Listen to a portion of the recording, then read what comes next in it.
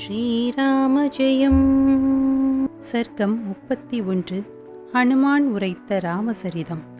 இஷ்வாகு வம்சத்தில் தசரதர் என்ற ஒப்பற்ற சக்கரவர்த்தி பிறந்து சதுரங்க பலத்தோடு எல்லையற்ற கீர்த்தியோடு அயோத்தியை ஆண்டு வந்தார்.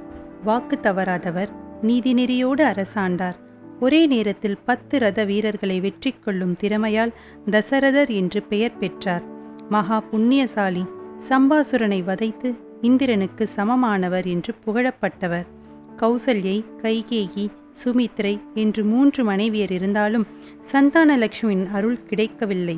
புத்திர காமேஷ்டி யாகம் செய்தார். யாக பாயாசம் அருந்திய கௌசல்யா தேவியின் கர்ப்பத்தில் 1 ஆண்டு இருந்து சித்திரை மாதம் புனர்பூஷ நட்சத்திரம் 4ஆம் பாதம் கடக ராசியில் பிறந்தவர் ஸ்ரீராமர்.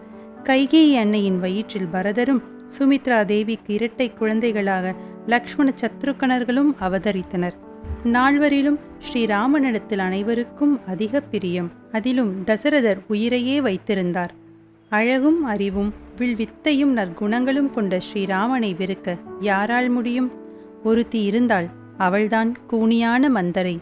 கேகய நாட்டிலிருந்து கைகேயி மாதாவின் பணிப்பெண்ணாக வந்தவள். சிறு வயதில் ராமன் அவளது கூன்முதுகில் உண்டை வில் வைத்து அடித்ததை பிள்ளை விளையாட் என்றெண்ணாமல் பழிவாங்க சமயம் பார்த்திருந்தாள். குலகுருவான வசிஷ்டர் சொல்ல விஸ்வாமித்ரர் யாகம் காக்க ராம லக்ஷ்மணர்களை பிரிய மனமில்லாமல் அனுப்பி வைத்தார் தசரதர். தாடகை சுபாகுவை கொன்று யாகம் காத்தனர் ராம லக்ஷ்மணர்கள். தப்பியோடினான் மாரீச்சன். அதனால்தானே பின்னால் பொன்மானாக வந்து சீதையை மயக்கினான். ராமன் கால்பட்டு சாபம் தீர்ந்த அகழிகை கௌதமரோடு சேர்ந்து கொண்டாள். சிவதனுசை ஒடித்து சீதையை கரம்பற்றினார் அண்ணல். லக்ஷ்மண பரத சத்ருக்கணர்களும் ஊர்மிளை மாண்டவி ஸ்ருதகீர்த்தியையும் மறந்தனர். பரத சத்ருக்கணர்கள் கேகய நாடு போயிருக்கையில் ராம பட்டாபிஷேகத்தை நடத்த வேண்டுமென்று தசரதருக்கு தோன்றுவானேன்? அது விதி இல்லை, சதி என்றே கைகேயின் மனதில் விஷ விதைகளை தூவினாள் மந்தரை. பலன், முன்னால் தசரதர் கொடுத்த 2 வரங்களால் ராமன் 14 ஆண்டுகள் வனவாசம் செய்ய வேண்டும், வரதன் நாடாள வேண்டும் என்று கேட்டாள் கைகேயி. அது தசரதரின் உயிரை குடித்தது. நாடாள வேண்டும் என்ற போதும் காடாள வேண்டும் என்ற போதும் ராமன் ஒரே மனநிலையில்தான் இருந்தான். சீதையின் சாமர்த்தியமான வாதங்களால் ராமர் அவளையும் வனம் அழைத்து செல்ல வேண்டியதாயிற்று. இணை பிரியாத தம்பி லக்ஷ்மணனோடும் மனைவி மைத்திலியோடும் வனவாசம் மேற்கொண்டார் ராமர். சுக்ரீவனுக்கு நம்பிக்கை ஏற்படுத்த 7 மராமரங்களை ஒரே பாணத்தால் துளைக்கிறார் ராமபிரான். சுக்ரீவனின் மனைவி ருமையை கவர்ந்து கொண்டான் தமையன் வாலி. மாற்றான் மனைவியை நினைத்த அவன் மார்பை மறைந்திருந்து அம்பினால் துளைக்கிறார் பிரபு. கொடுத்த வாக்குக்காக பழி சுமந்தார். அண்ணல் வாலி எதிரே நின்று யார் போர் செய்தாலும் எதிரியின் பலத்தில் பாதி வாலிக்கு போய்விடும் என்பது வாலி பெற்றிருந்த வரம். அதனாலேயே வாலியோடு மோதிய ஒவ்வொரு முறையும் சுக்ரீவன் தோற்று கொண்டிருந்தான். அந்த வாலியினால் 10 தலை பூச்சி என்று அவன் பிள்ளையின் தொட்டிலில் மேலே விளையாட்டு பொருளாய் கட்டப்பட்டிருந்தவன்தான் இந்த ராவணேஸ்வரன். இந்த ராவணனை கட்கத்தில் இடுக்கிக் கொண்டு 4 சமுத்திரங்களிலும் போய் சந்தியாவந்தனம் செய்திருக்கிறான் வாலி.